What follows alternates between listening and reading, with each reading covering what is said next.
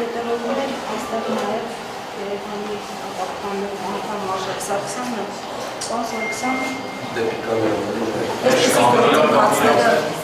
ձեզ համար հավանաբար սպասելի, որտեղ քաղաքական բազմաթիվ պրոցեսներ այդպես է հանգուցալուծում ինչպես է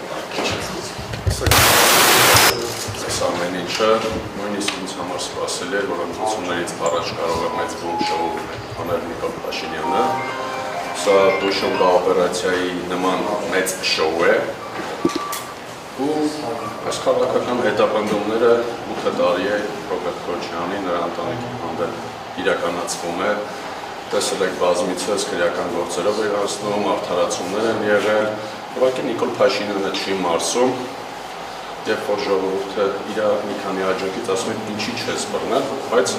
քաղաքացիների ասելը հիմնավոր չի, եթե մի քաղաքացի պահանջում է ինչ-որ բան, մենք ունենք իրավական, ըստ Նիկոլ Փաշինյանի պետություն պետք է իրավական գործընթացներում քննվի գործերը, իսկ իրավական գործընթացներում քննվել էր գործերը եւ եղել էր այսինքն գործերի կարճ, օրինակ մարդու մեկի հետ կապված գործերը սահմանադրական դատանի վճիռները, իսկ քանի որ հիմա Նիկոլ Փաշինյանը պատրաստվում է Ալիևյան ծրագրեր իրականացնել Հայաստանում, փորձում է վախսեր մնել ընդդիմադիր հայացքներ ունեցող ամբողջ հասարակության մեջ եւ այդպիսով ցուցադրում է հանրությանը, տեսեք Ռոբերտ Քոչարյանին ես ուզում եմ ձեռքբերեմ, դուք պիտի վախենաք, բայց մեր քաղաքացիներին ես կոչ եմ անում, որ չվախենան այս իշխանություններից, այս իշխանությունները ամենավախկոտ իշխանություններն են, միայն ուժային կառույցների ներքոյն իրենք կարողանում ուժեղ թվալ, իսկ եթե կփորձեն ձեռքբերել, թող ձեռքբերեն, մենք սովոր ենք դրան, մենք պատրաստ ենք դրան եւ մենք պայքարելու ենք այնքան, մինչեւ Նիկոլ Փաշինյանը հեռացվի, իսկ ինչ մնում է, որ փորձում են ասել ընդդիմությունը չի պայքարում Նիկոլ Փաշինյանի դեմ, այդպիսի թեզել է շրջանառվում, ասեմ ավելին, եթե չի պայքարում, բա ինչի են մեծ ձեռքբերում միայն, բա ինչի միայն Facebook-ով գրառումների գրողներ ինչ են ձեռքբերում, երբ որ տանից նստած պայքարում են։ Փաշինյանը դիմությանը հաշվում է ձեռքբերություններ, կալանավորումներ, որ այդ թվում Բաքվի պահանջները կատարելու համար խոչընդոտներ չունենա։ Այո, ճիշտ է ներկայացնում, որ Բաքվի պահանջները երեկվա ազգային ժողովի Նիկոլ Փաշինյանի ելույթները, թե ցեղասպանության հետ կապված, թե սահմանադրության փոփոխության հետ կապված, ինքը հասկանալով, որ ազգային ժողովում ունի այն մեծամասնությունը, որ կարող է սահմանադրությունը փոխել, այդ իսկ պատճառով հիմա վախի սերմանը փորձում է այլ մեթոդներ կիրառել, կարծում եմ, ընդդիմությունը չպետք է տրվի Նիկոլ Փաշինյանի այս վախի մթնոլորտին եւ պետք է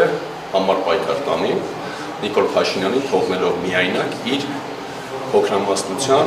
ձայների հետ միասին եւ Նիկոլ Փաշինյանը խոստում է տվել Ալիևին, փորձելու է կատարել դա ապօրինի կերպով, ինչպես ապօրինի այսքան ժամանակ սահմանադրության խախտելով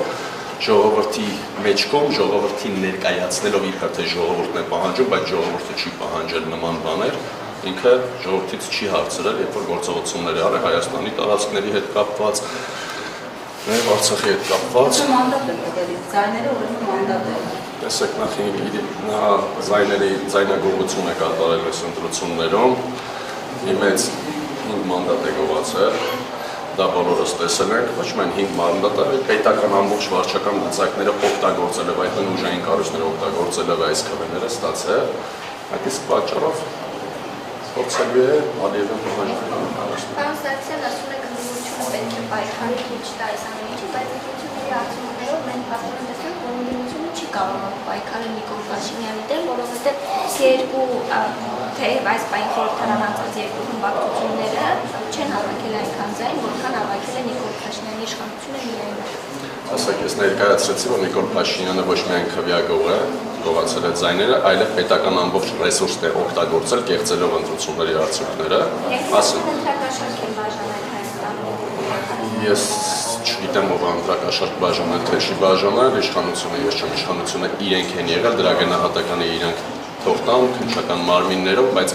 ոչ թե այն քննչական մարմինները, որոնց ղեկավարներին օրը մեջ SMS-ով փոխում է, այսինքն հրանք չկատարելու հիմքով կարող է ուժային կառույցի ղեկավարը մեկ գիշերում փոխել, ինչպես տեսնում եք նույն ազգային անվտանգության ծառայության պետերին մեկ գիշերում փոփոխություններ են տեղի ունենում, որը թույլատրելի է Հայաստանի Հանրապետությունում ազգային անվտանգության ծառայության պետը այնպիսի պաշտոն է, որ չի կարելի հենց ամիսը մեկ ուղղակի պաշտոնի փոփոխություն կատարել, որտեղ տիրապետում են պետական գաղտնիքներին եւ շատ բաների չի կարելի որևէ փոփոխություն անել։ Իսկ ինչ մնում է Նիկոլ Փաշինյանի լեգիտիմությունը, Նիկոլ Փաշինյանը լեգիտիմ չի։ Նիկոլ Փաշինյանը ընտրվել է պետական լծակների հաշվին, այն էլ ոչ մեծամասնություն, 50%-ից ավել ձայն չունի։ Հետևաբար նա չուներ նաև այն մեծամասնությունը, որ կարողանար բարձր պաշտոնների նշանակել նաև ուժային կառույցներում եւ այդ ձայնը գողացավ ընդդիմության մի թևից, որ կարողանա գոնե դա կարողանա անել եւ ուժային կառույցները պահել իր իշխանությունը։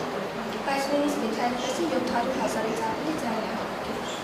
Տեսեք, ես ներկայացրեցի այդ 700,000 ձայնը, ինչպես է տեղի ունեցել պետական ամբողջ լծակների միջոցով մարդկանց աշխատանքներից ստիպելով, որ կազատեն ու դրանից հետո տեսել եք հայացքների չկան այդ մասում, դա հանցագործություն է ստեղծել։ Ասում բարեկներ ինչի չկա, որովհետև իշխանությունը ինքն է, հետևաբար ես չեմ կարծում իշխանությունը ինքը իրեն պիտի ձեռնարկալի ընտրախախտումներ անելու համար։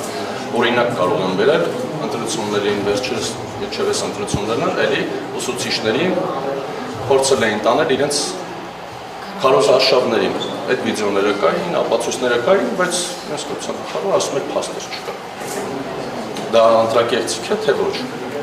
Շնորհակալություն։